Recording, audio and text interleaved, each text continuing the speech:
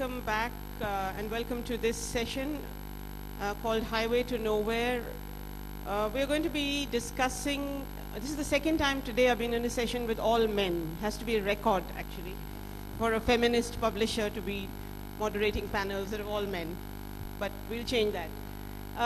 So we're going to be discussing two books, two wonderful books that cover similar, not exactly the same, but similar terrain in political terms, but not necessarily in geographical terms. Two journeys made by these three young writers come journalists to different parts of India in search of something which, and the transformation of that search along the way and the questions that that search raises for them. The two books are a book called The Absent State, which is by Nilesh Mishra and Rahul Pandit. Nilesh is here, Rahul Pandita, and Rahul is over there. Both of them are journalists and writers, have several books which they have edited, written, and this is a book that they have actually written together. Nilesh has also put together a really interesting collection of writings by young journalists which explore relatively unknown aspects of India. Rahul's previous book was called Hello Bastar and was on Bastar, which the title itself explains it. And this time round they have worked on this book called The Absent State, which is a journey that they make into the heartland of India, seeking the stories of the of Nakshal movement, of Nakshal involvement, of Maoist involvement, and so on, mainly in Jharkhand, but also in surrounding areas, and what they find. And they talk very interestingly of the assumptions that they started out with and what they find, and I'll come to that in a minute. And the other panelist is Sudeep Chakravarti, also a journalist and a writer of both fiction and non-fiction, with several books to his credit. And the book that we are going to be discussing today is this one, called Highway 39, which is a journey that Sudeep makes along a particular highway that leads into the heart of northeastern India, and he focuses mainly on the state of Manipur.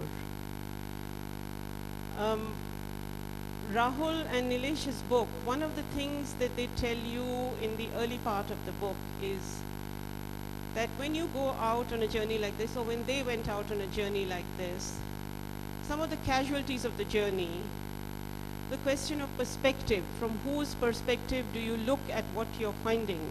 From somebody from the outside who's coming into a reality that he or she does not know, or from the perspective of someone who's having to live that reality on an everyday basis. And even the people who are having to live that reality on an everyday basis are very diverse.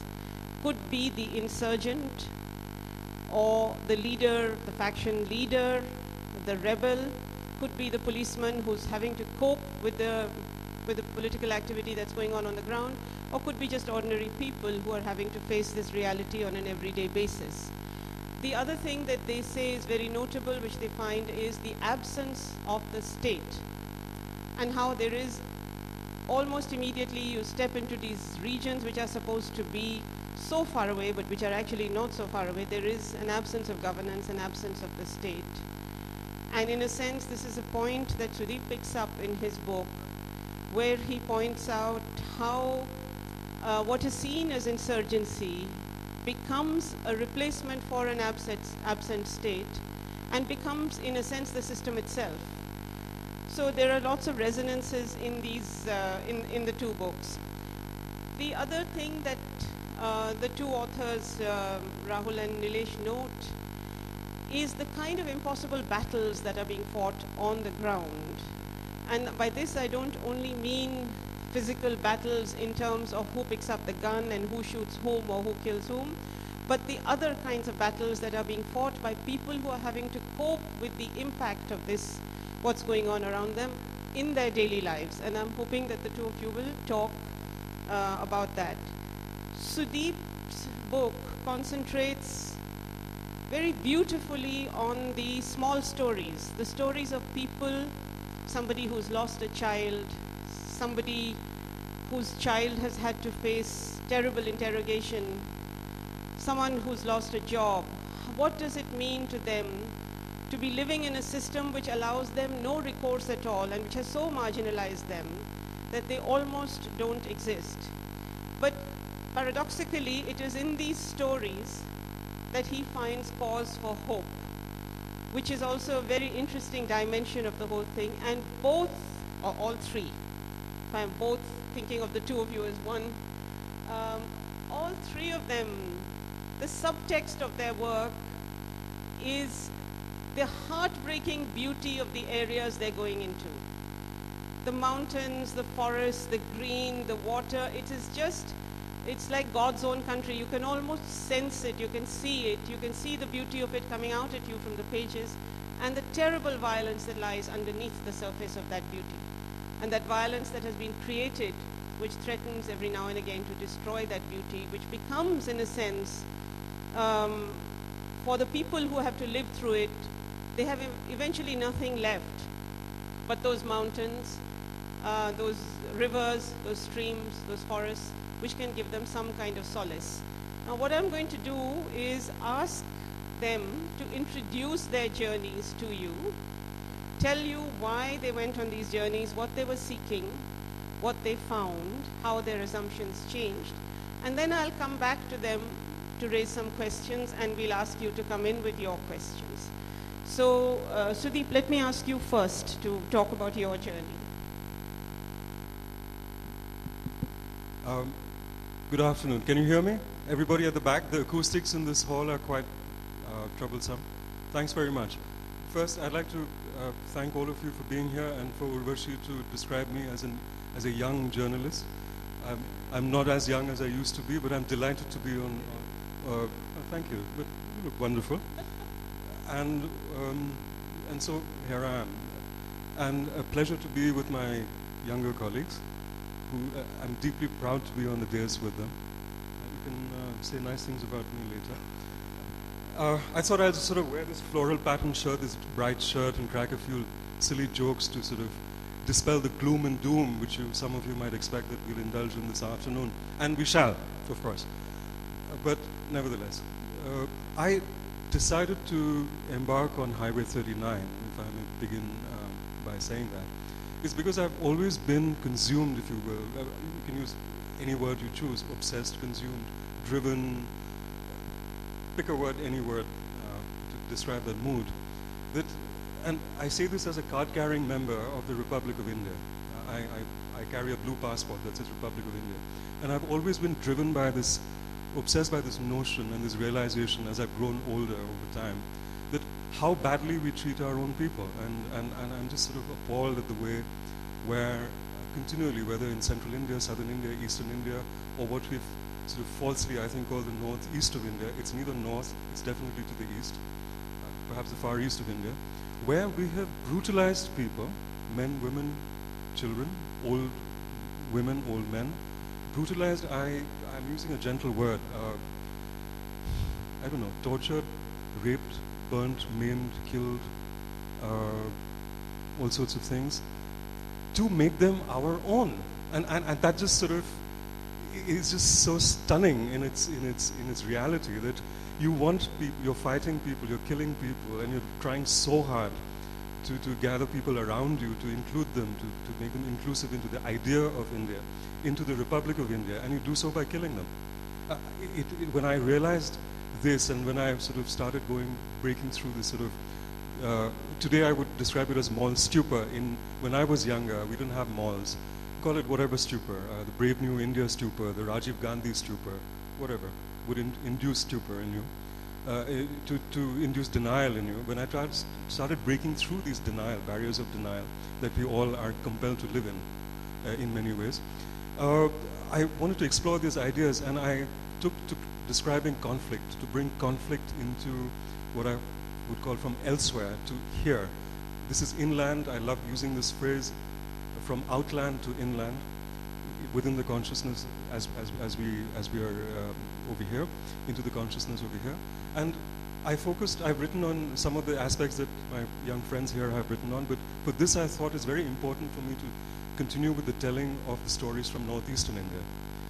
So I took Highway 39 as a sutra, which is this word for a thread, and I appointed myself the role of a sutradhar, or a storyteller. And I took Highway 39 because it begins somewhat to the east of Kaziranga in the state of Assam. It travels through a sliver of Assam, gets into Nagaland, and then travels beautifully for the purpose of my storytelling through Manipur and ends at a border town called Moreh alongside Myanmar. And it was also the sutra through which I could more easily tell the story of an extremely complex region, made more complex by conflict. And so it is a story about Nagaland and Manipur in that sense. And I use this highway, as I said, as a sutra, and I visit the hinterlands. Now, I think it's important to do this because the Naga war is technically still not ended. It's still ongoing, though there's a system of ceasefire. The hurt runs very deep. There's a sense of identity, there's a sense of loss of identity, there's a sense of loss of dignity, so on and so forth, which I encounter. And I also encountered this incredible hope, this very almost desperate hope for the present and for the future, for a resolution of conflict. And frankly, I'm driven to write about conflict with the purpose of helping to resolve a conflict, to add to the body of work that I hope someday would help to resolution of such conflicts. I found similar nuances in Manipur, where, we talk about failed states around India, where we grandly assume or presume that ours is not failing or stuttering or whatever, because we're quite driven by our growth of GDP, and I'm, by the way, quite the capitalist. So just take this at face value. And we refuse to acknowledge that we have failed states within our state. The state of the nation can be quite ill. And Manipur is one such. We look to Pakistan and call it a failed state. I would say please look a little to the east, across this other state that we like to call failed, that's Bangladesh, and look at Manipur. Absolute failure of administration, absolute lack of governance. And here, ironically, when Urvashi mentioned that there is a lack of state, I would say there's too much state perhaps in these areas. And it's an intrusion by military, it's an intrusion by police, it's an intrusion by paramilitaries, where people have asked the question repeatedly, where they say that, will you please listen to us because we have a point of view? We may not want to be with the Republic of India in the way the Republic of India chooses to include us. We have our own nuances, our own needs, our own dreams, and our own aspirations. Could you please listen to us? When they did so, Mr. Nehru, our first Prime Minister, who I was brought up to revere and worship, sent in the bloody army. I'm so sorry, I'm not using the word, prefixing the word bloody to army to denigrate the army. The army was doing its job. Perhaps it did its job too well, but I'm using an expletive merely to say, bloody hell, what was he thinking? People wanted to talk, and you send in people to kill people who want to talk to you, and turn it into a situation where they do not wish to talk to you anymore, and they will weaponize themselves and come against you. Is that any way to work towards inclusion? These are the kind of stories that I wanted to tell, and for that I approached, maybe it's a sort of a thing that I picked up from my days as a tenured journalist, where I love the idea of telling a story of what are dismissively called the small people, or the little people, or the people on the street. It's an arrogance, but allow me to use it for the purpose of this argument. And I wanted to tell stories, their stories, stories of the people. So I am merely the storyteller. Highway 39, I hope some of you get to read it, and I hope we talk about it later during the discussion. Is this really a story about people who are deeply affected by conflict and want desperately to come out of it, and look to India not as a sort of a impossible enemy, but a darn stubborn enemy. I mean, almost obtuse, almost cussed, and they're quite sort of exasperated by that. So these are the stories of people from there. I will not claim grand copyright over the book, because these are really other people's stories that I'm trying to tell, and I hope through this afternoon and later we can continue the conversation about the stories that I hope to bring into your consciousness. And please before you look east, please look northeast. It'll help our looking east. Thank you, Sudeep.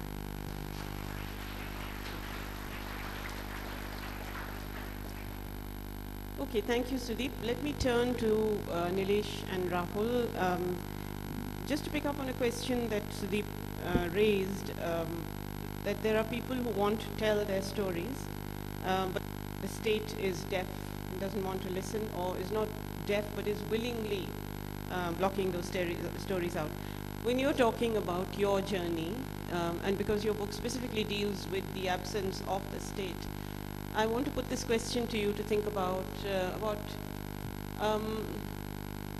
whether states have an obligation to listen, and if they have an obligation to listen, can the state listen? What are the ways in which the state can actually listen? So if you tell your story of how you came to this. Well, I was a journalist at the Hindustan Times when I started work on the absent state. The book was born out of a simple 2-page right to information application, and it asked a pretty straight question to the Rural Development Ministry of India, saying, can you please let us know what's the amount of development funds you have allocated to different states in insurgency affected areas of this country, and what happened of it. To their credit, they sent me an approximately 100-page report which listed pretty much every district in India which was affected by insurgency, and listed every government program including Indira Awas, housing, job guarantee, etc., and how much had been spent. And there we came up with the startling number that 50% of development funds in insurgency affected areas are not spent. That was just a number. It would have made a great page 1 story in the Hindustan Times, but what I was keen to do was to go out there, because as I was saying in the previous session, one of the problems of print journalism in this country is that because we have become slaves of the television media, and because we think that when in the newsroom there are these television sets and you know what's happening on them, and you kid yourself into thinking that you know what's happening in this country, but that's not so. So we decided to go out there, and Rahul and I traveled about 40,000 kilometers in 3 years, often at our employer's expense. I hope nobody from Hindustan Times is here. Oh, there's Madhavan.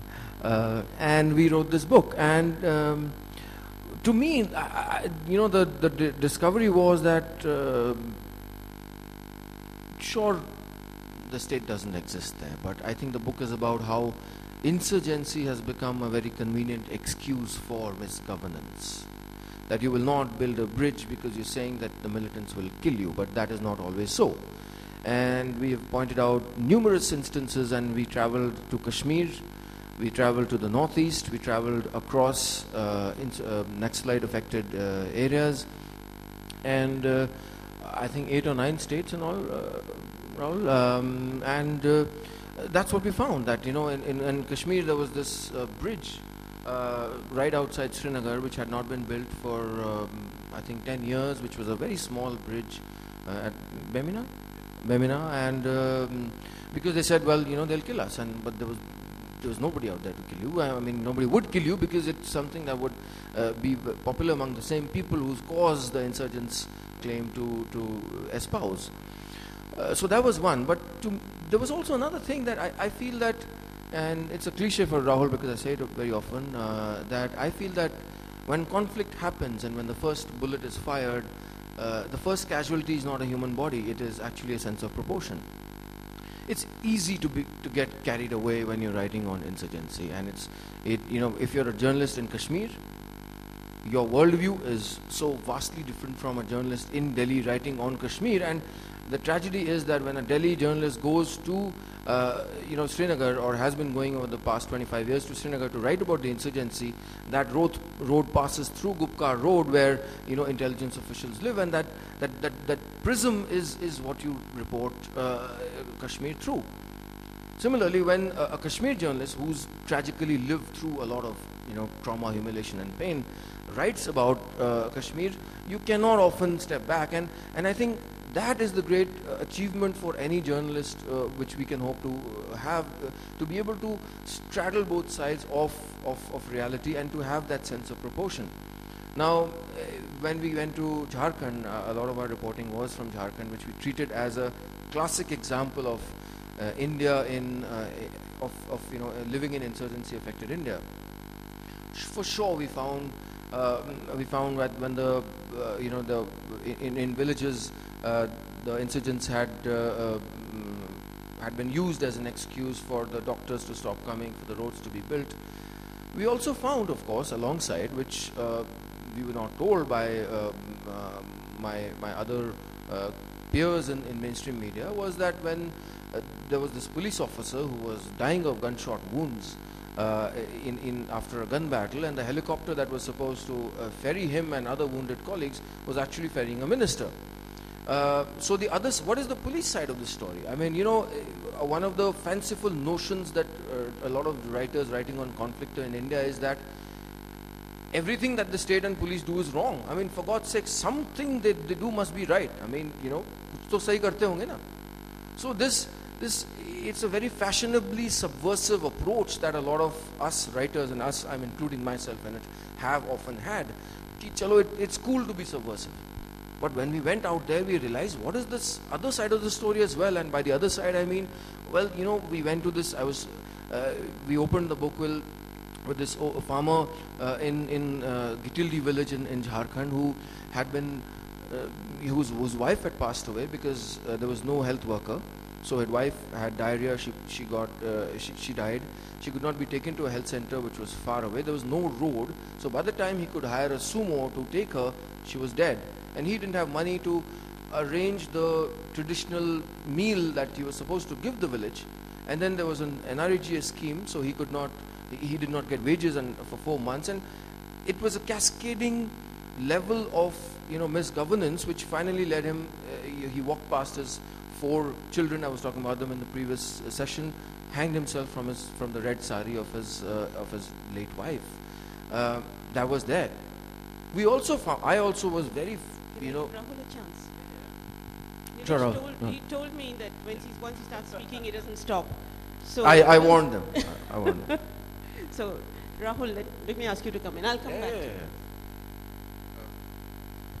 I think my work, very early in my career, I made some career choices to go to the hinterland, really, to central and east India, to the northeast initially, or to Kashmir. I think most of the reporting I do stems out of this extreme sense of uprootedness and homelessness, because as a Kashmiri Pandit, as a Kashmiri Hindu who was displaced out of his home in 1989-90, I understand and I really know what it means to be a homeless person. So very early in my life, I made those career choices, and instead of reporting from Delhi or any other nearby areas, I went to Bastar, I went to Jharkhand, I went to Orissa, Kashmir, Northeast, etc. Recently I was reading a National Geographic piece where they talk about this one virus which makes you very reckless to danger. It apparently stems out of cat, but I've never kept a cat in my life, so I guess that's not the case in as far as I'm concerned.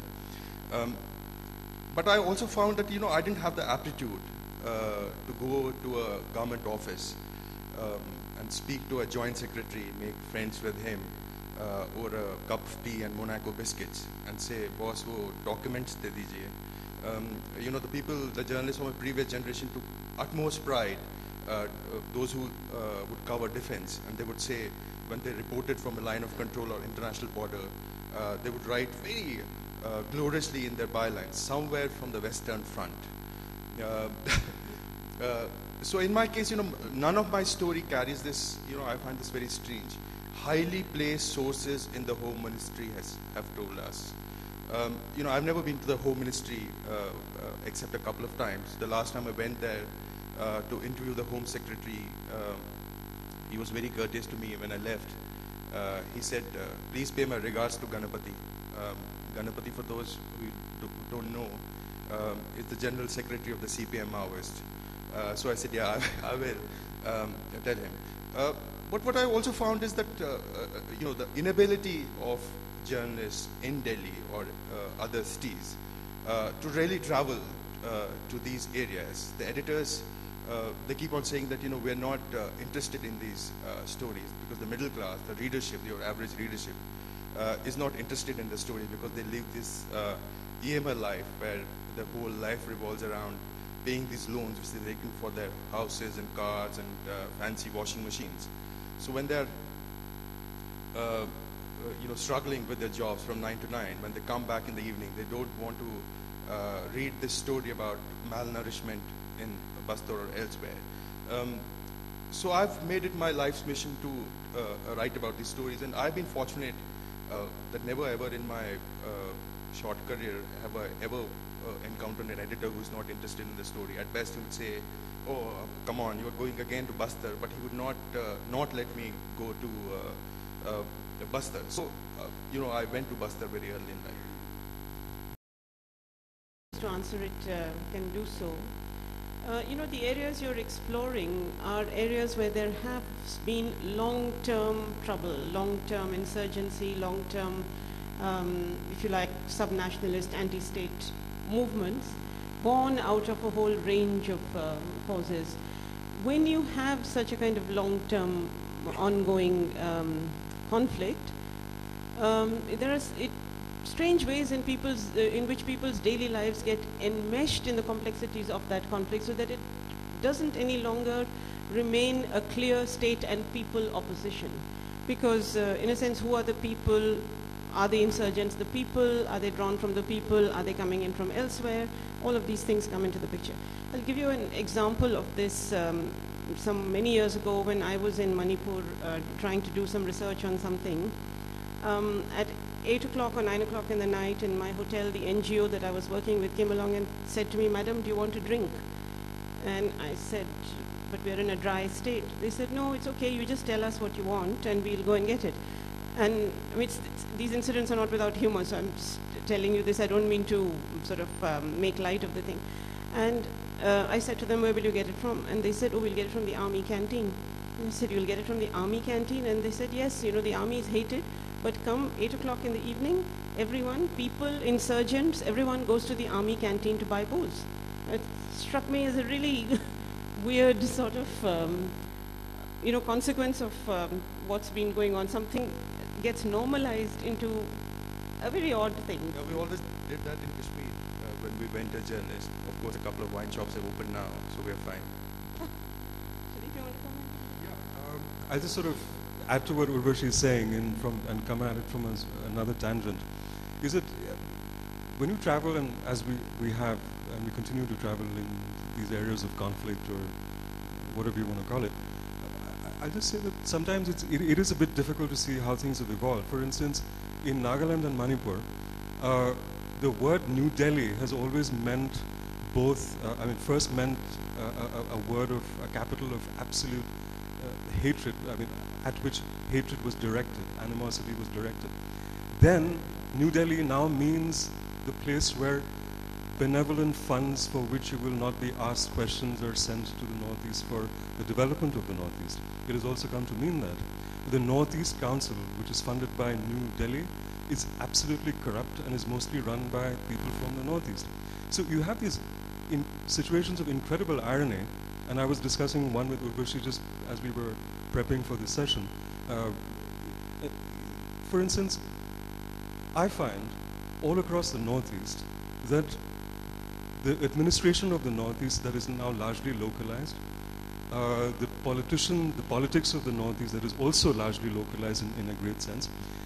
The people of the Northeast have imbibed absolutely the worst political and administrative practices from the Republic of India. And now, the people who govern the people of the Northeast are there to speak on the behalf of their own people, are actually part of the problem themselves. And so New Delhi could be as venal or as mischievous as Imphal, or as Kohima, or as Dispur, or Shillong. I mean, it just makes no sense anymore. So the level of conflict has arrived at a particular stage where your standard tags and your standard notions have nearly been rendered meaningless. It's just become everybody is conflict ridden. Everyone is driven by the purpose of conflict. Many people are driven by the economy of conflict, which is a very key thing. And it's all become quite roiled and quite messy. And I guess that's also why the three of us focus on the gray areas of such situations as well. I think I would like to share an incident with you, Sudhi, because you've covered Northeast so extensively. I was sitting with the Chief Minister of Nagaland, Mr. Jamir, a long time back, and he showed me this letter, which had come from, I think, Ministry of Home Affairs, which said, Shri S.C. Jamir, Chief Minister of Nagaland, Imphal. So Imphal is, the capital of Manipur, and it's a different state altogether. The problem, I think, also lies with the kind of journalism we practice. In 2000, when I started traveling to these areas, I would meet some of these journalists, my friends in Delhi and colleagues, who worked for big newspapers, for business journalists, and I would tell them about this man, an Adivasi man I met in Orissa, whose son had died the previous week of malnourishment, of starvation really. And I asked him, how did he die? And he said, usko bhook ka bimari tha, the hunger. He died of hunger. And so here was this man who was so resigned to his fate that he thought that hunger was a disease. So when I used to share these stories with my friends, they always quoted these two very fancy terms which I didn't understood that point of time, and I still don't. They talked something about inclusive growth and $1 trillion economy, etc. The fact that India was the fastest growing economy, this elephant was taking giant strides, etc. So the problem is, when journalists go to these areas, even out of urgency, because 76 CRPF paramilitary personnel have died, so the news is big, so they have to go. When the editors send them, they only like to spend a couple of days. When they get what they call color, the courts, you speak to a police officer, you speak to a CRPF guy, you speak to a couple of your highly placed sources in the Home Ministry, get the color of the story, then you're done. At best, what you do is, you go to the extent where you always have the luxury of returning back to the comfort of a small hotel somewhere in Jagdalpur or any such small town. But unfortunately, that's not how you get a real picture. When you go to these areas and travel, where you don't have the luxury of coming back to Jagdalpur, it's only then when you understand what is happening in the hinterland of this country. I was a couple of years ago. A couple of years ago, I was traveling with a Maoist squad in a village in Bastar in Chhattisgarh, and we arrived at this small lone hut in the middle of the night. So it was about 11 o'clock, and the old man, this Adivasi, was having food with his wife, and the squad, we just barged in. Of course, he couldn't say anything to them because he was scared of them. And, we were wet because it was raining for a couple of days, and we just took out our wet socks and put it to dry on his head, which was very shameful. He started to cry, the Adivasi started to cry, and, we couldn't understand his language because he was speaking in Gondi. But the Maoist commander, he would speak in Gondi, so we asked him why he was crying. So he asked him, and he said, I just feel like crying. So there was, he was so helpless at the state of affairs. In the day, the police comes and hits him, and you are supporting Maoists. In the night, the Maoists are coming and demanding food, or just invading his privacy, whatever little is left of it. So these people have no choice really, but being a pawn in this fight between the Indian state and the insurgent groups in many areas. And that is true of Kashmir, that is true of Northeast as well. Nilesh, you want to come in here and add something? Well, I just wanted to pick on what I was saying earlier about the sense of proportion, because am I able to say in the same sentence that India's governments have crushed the people of Kashmir, and that if the Hurriyat conference was tomorrow morning handed the keys to Kashmir, they would have no damn idea how to run it? I have the courage to say that in the same sentence. Can I say in the same sentence that in Gujarat, when the very tragic riots happened and Narendra Modi's government looked the other way when Muslims and many Hindus also died, and can I say in the same sentence that Gujarat is India's most well-governed state? I have the courage to say that. The issue is that we stopped going out there. We stopped living, like Rahul said, the life of Indians out there, and we continued to see India through various prisms which were not our own, which were of a government officials or an NGOs. And I would like to cite an example of in Chhattisgarh, where I had gone very angrily to Dantewada to write about this report that had come out, which was titled "Burned Alive" by a coalition of NGOs. I forget the name.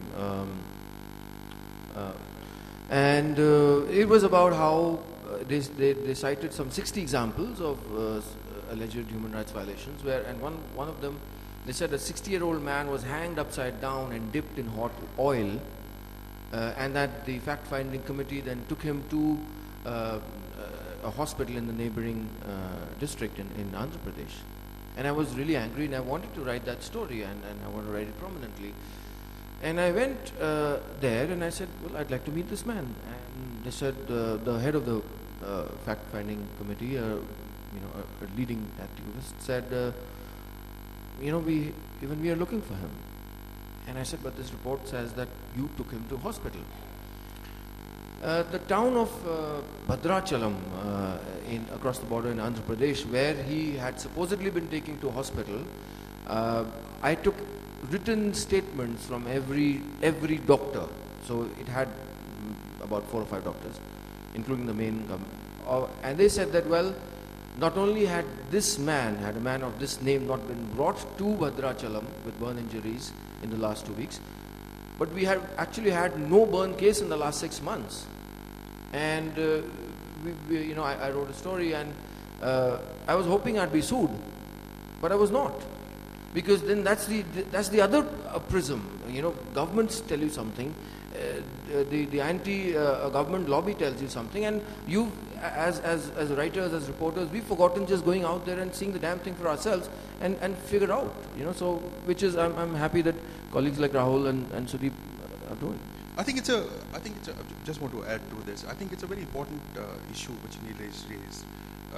Somehow, the whole discourse, the media discourse and otherwise, in this country has been bracketed into these clean cupboards, where it is fashionable to talk about certain things, where it is fashionable to talk about the Adivasis in Bastar, or the brutality of the Indian state in Kashmir and Northeast, which are valid questions nevertheless.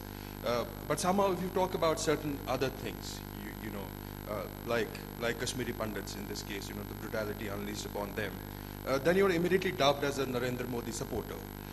It immediately happens. And I think that is very unfortunate if that happens. I'm not sure that, it's not necessarily the case. See, there are so many layers over there. And I'm just mentioning this because I think it's time we opened it up. But in a sense, as you say, that if you talk about Kashmiri Pandits in Kashmir, you're immediately dubbed a Narendra Modi supporter. But by and large, when you're reporting on conflict areas, also what tends to happen is that the broader picture, which gives you the obvious conclusion that the state and insurgents or state and people you look at, but people seldom talk about what's happening within insurgency and the kinds of patriarchies that are being played out there, the kinds of struggles that are going on there, the kinds of torture and unfairness that's going on there. That doesn't get addressed. So, for example, a question I would like to ask all of you, but there's no time, so I just want to put it on the table, is when you went on your search, what did you see about what was happening to women in these places? You know, that is also a story that very often does not get told. So I know you're raising your hand. I'm not going to come to you because I think we have about 15, okay, 10, 15 minutes. So let's start taking questions. There's somebody with the mic. Yes, over here, row 3 or 4 at the back. Okay, and then after you, please pass it to that lady at the back, and then we'll come here. Short, please, yes. okay? Thank you very much. I just started working on a long-term project in Kashmir, and I was, you know, and I've traveled to Chhattisgarh as well, and you know, reading a lot about these areas, and then living in a city like Bombay. You know, when you come from the outline back to the inland, you're automatically, even somebody like me who's very young, who's only done a few trips, is automatically tagged as a spokesperson.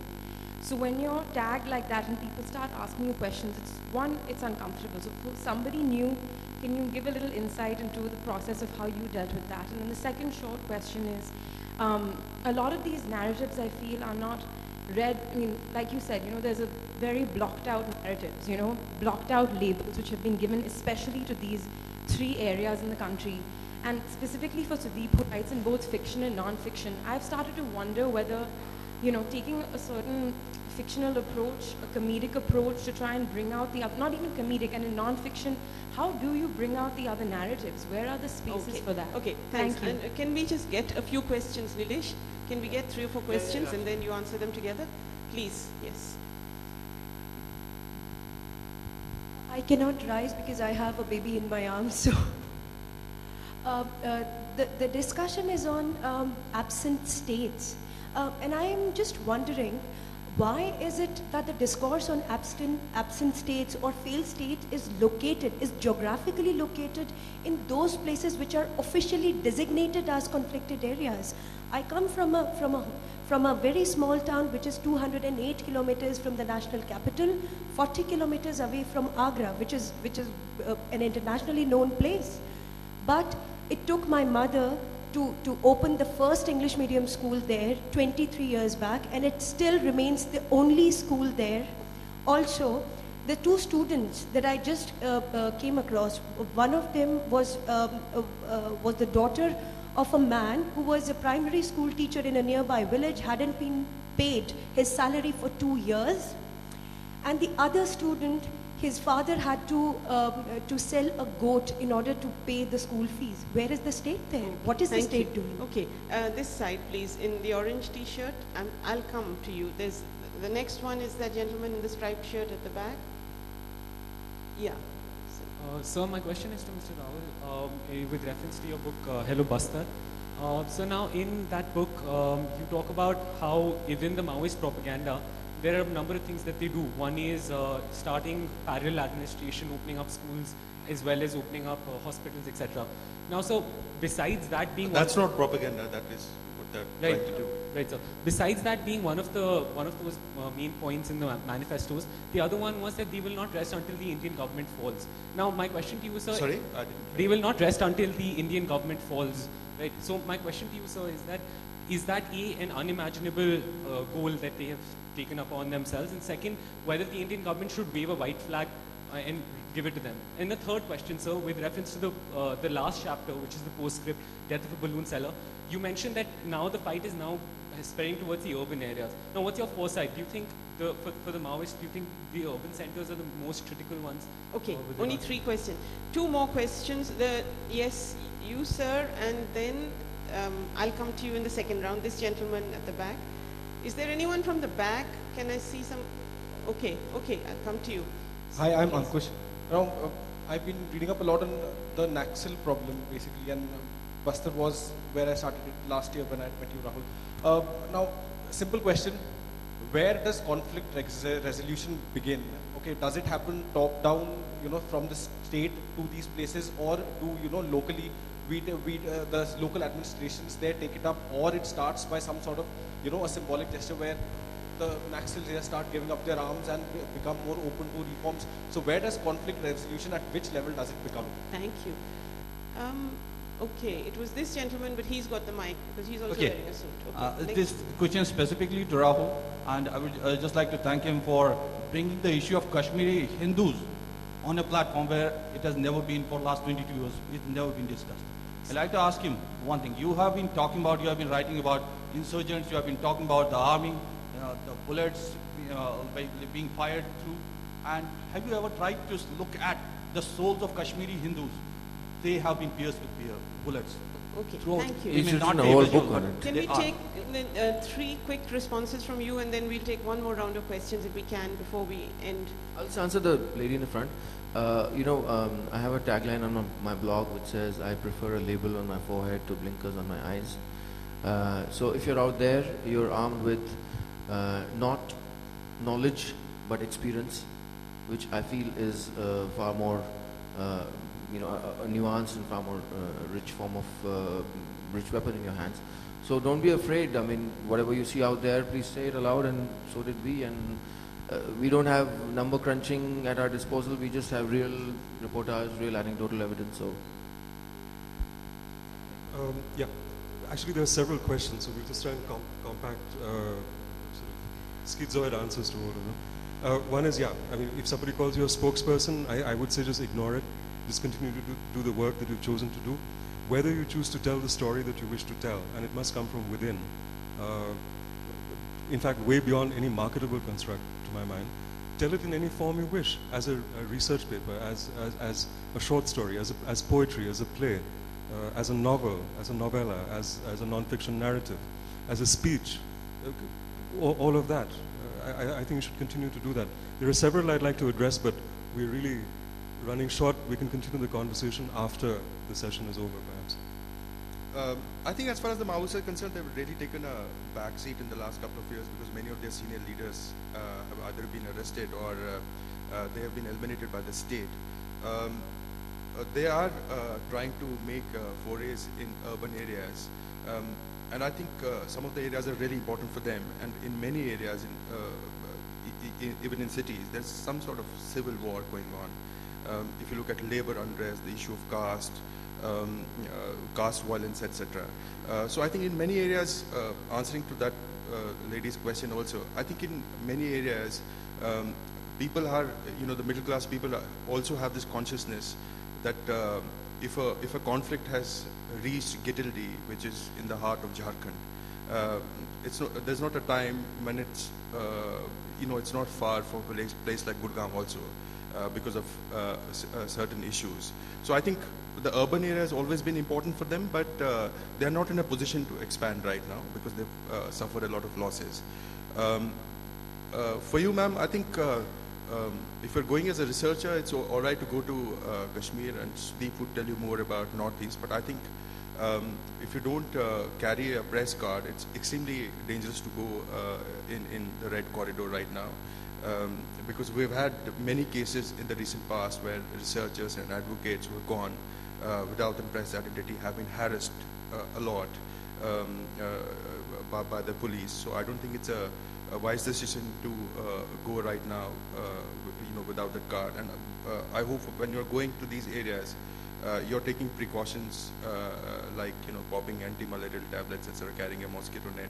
We had suffered a couple of losses where we lost some really young lives, journalists, photographers who died recently.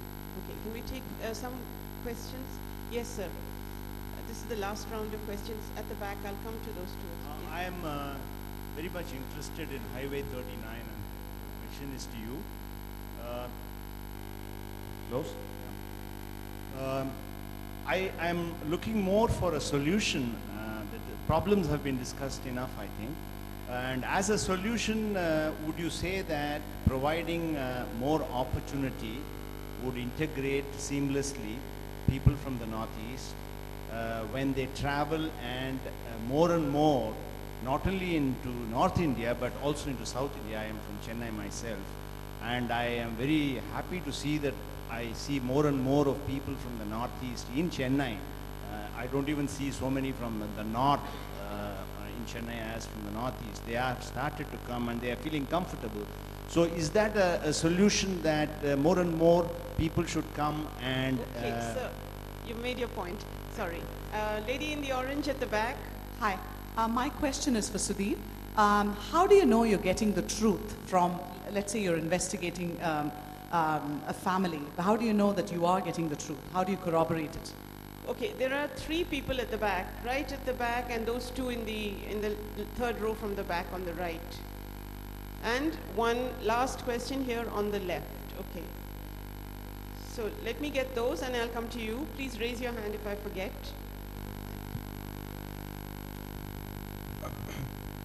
My question is to the entire panel, and it starts from the title of the session, Highway to Nowhere. Why is it that we find that the writers who write about these problems, they emphasize more on the problem part of it, the reasons why these people are doing it. They sympathize so much with them. But when there is a need for criticizing some of the actions of the Naxalites, they do not criticize those isolated actions that much. Okay. We have a person, a bomb, a paramilitary force person, a bomb stabbed in his body.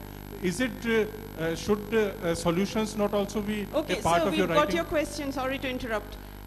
These 2 in the third row from the back, you can see those 2 hands up there. Yeah, I've got that. Sometimes the media discourse on Naxal areas also tends to glamorize the whole coverage with headlines like exclusive coverage or inside the Maoist heartland. How does one get out of that trap in such a situation? Thank you. And next to you, there, that's right. My question is to Mr. Rahul, and the question is that when we're talking about the absence of state, why do we forget that the state may be busy in defending the country at the borders? And how do you undermine the question of local support? Thank you. There was a question, this gentleman here, but I don't have time for everybody. I mean, you can ask your question. Yeah, but then we don't have time for a third round, so. We have a lady at the back on your left, right there. I know. Okay, we'll take her after. My question is for all of you, really. I'll make it quick. As a young and I believe quite naive journalist, I noticed that in both of your books there are quite a few instances of journalists being harassed and generally discouraged from pursuing stories of a certain kind in both Chhattisgarh and the Northeast. I was brought up to believe that the central government has a lot more power than state governments in this case. How is this possible? State governments harassing the fourth estate. Okay, lady at the back and this lady in front has been raising her hand for a long time, and then that's it. Then we'll see if you can answer these questions. Yeah. Hi, I wanted to ask to Rahul, what's the role of the businessmen in promoting this Naxalite activities, the ones who have business interests in these? Because I've heard conversations with them that it's good that there is these activities going on because there's no competition for us. Okay. So do you think they're working? Yeah. Last question. Good afternoon. For some time I'm really baffled now. Grew up as a secular person, but now I'm really baffled. I would like Rohitji also to comment here. More and more coverage I find increasingly for the last few years. We talk a lot about Godhra, we talk a lot about such things, but when it comes to Kashmiri Pandit, exiled all from their homes, home, stock and barrel, not enough talk of them either in literature or in media. Plus when the Kashmir state fails within, hardly any funds for Ladakh, 2/3 of the area, very less funds for Jammu.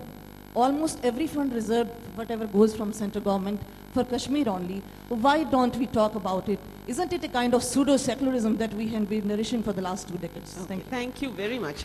Right. Let's see you do this magic of 1 minute each. We're just going to go blip, blip, blip on this. For you, question for you, sir, the answer to your question. One is, I think it's wonderful that the boys and girls from the Northeast are traveling to what they see as mainland India for opportunities of employment, for opportunities of education. To my mind, that's been an absolutely grand, inadvertent or natural move, if you will, to expose the people from the Northeast to the soft side of India as well, because usually they see the police, they see the paramilitary, they see the army. When they come out and they interact with people in the so-called mainland, it sort of, in some ways, helps to open their eyes and ears. One of the things that drives me, for instance, to write about the Northeast is to also go beyond the narrative that these IPS, IAS officers and spooks and all people write about the Northeast. So I think over the years, awareness has grown, media has helped tremendously, and here I don't mean journalists, I also mean communication, internet, so on and so forth, that has helped the interaction between the so-called Northeast and the so-called mainland. Madam, your quick answer to your query about how do we validate the stories that we're being told, which I would sort of brutally term as sob story, because your query was a bit cynical. See, I'll give you an example. I looked at the situation of an 11-year-old girl called Vidyarani, Chano, south of Imphal, who was taken away, abducted, I would call it, by commandos of the Manipur State Police and the Assam Rifles, because they were looking for her parents, who were suspected militants of the People's Liberation Army, and they couldn't find them, so they came and took her away and incarcerated her, an 11-year-old child, at that point of time the same age as my own daughter. I validated that so-called sob story with other people, including police sources, including legal sources, multiple sources. There are people whose cases have been taken up by the state human rights commissions or the national human rights commissions. Media writes about it. There are case studies of it, and you ask around, and typically journalists or writers or researchers look for multiple sources to validate a particular story that they're talking about, to make it all credible to you, for the reader, and before the reader, for the writer. I have to believe in the story I'm telling before I can credibly bring it to you. You need to believe in what I'm writing as well. So I'll give the chance to my other colleagues who have answers, I think, more or less to what you've asked. I think as far as the business model of it is concerned, I have a very simple formula. You know, if you look at a map of India, which shows its regions which are very rich in natural resources worth thousands of billions of dollars. And if you look at a map which shows its extremely poverty-affected areas, and if you look at a map which also shows what is now known as the red corridor, the Naxal-affected areas, and if you juxtapose these three maps, you'll be surprised to see that these three maps are the same. So essentially, you know, it's all about economics at the end of the day, when both the state and the corporate companies, industrialists, and even the Maoists are vying for that money. The Maoists need that money to buy arms, to handle their cadre, etc. The state needs that money because there's this greed ready for money when you're shipping thousands of tons of iron, aluminium, bauxite to countries like Japan. There's a multi-million dollar industry of tendupata, which is used in making beedi. There are bamboo plantations, so it's all about money. And unfortunately, you know, it's a nexus, corporate politician nexus, which makes sure that the problem is never solved. Yeah, if I may just add to what Rahul is saying, if you look at the pattern of trafficking of women and children as well, I think if you overlay these patterns of business, the travel of small arms, the trade in small arms trafficking, they form a very, very interesting and very revealing map. Not much more to add, except I agree with the gentleman at the back who said that why don't we write about what happens to the security forces if their sort of dignity is violated with the same aggressiveness as we write when the state crushes normal citizens. So and the lady who yes, I'm sorry, I forgot your question, but sorry? Glamorizing the whole coverage, absolutely. I completely agree with you. I think there has been these fancy datelines from Insurgent India where you parachute in and you just come out. You cannot understand insurgency or going for 4 days or 5 days. I think it's very tedious, it's painstaking. It's my able colleagues have shown how much it's a tapasya hai. Aur kuch nahi hai, tapasya hai. You have to be out there, you have to live those lives, and then and tragically, because we live in an era where there has to be an immediacy or an immediate gratification in terms of an exclusive tag or a front page story, we end up often just cursorily touching these issues and not really going to the depth. I think the problem also stems from the fact that there are stories when the journalist becomes more important than the subject itself. Yeah, you have many young reporters, because it's also becoming a career-enhancing option where you think that you'll enter Kashmir or Northeast and you report from these conflict areas, then you put this tag on yourself, you're a conflict reporter. And you're embedded with a squad of Maoists, and you'll click pictures where they're wearing these military fatigues, and you'll describe those journeys, ignoring the stories of those who you have met. I think that is a part of the problem as well. Ladies and gentlemen, I think the mark of a successful discussion is that at the end of an hour of discussion, you feel you've only just begun to scratch the surface, and there is so much more to say. So I'll encourage you to talk to these three wonderful journalists, and thank God for journalists like this who actually are doing something serious rather than just breaking news in the worst possible way. Thank you all for being a wonderful audience. Thank you to the three of you.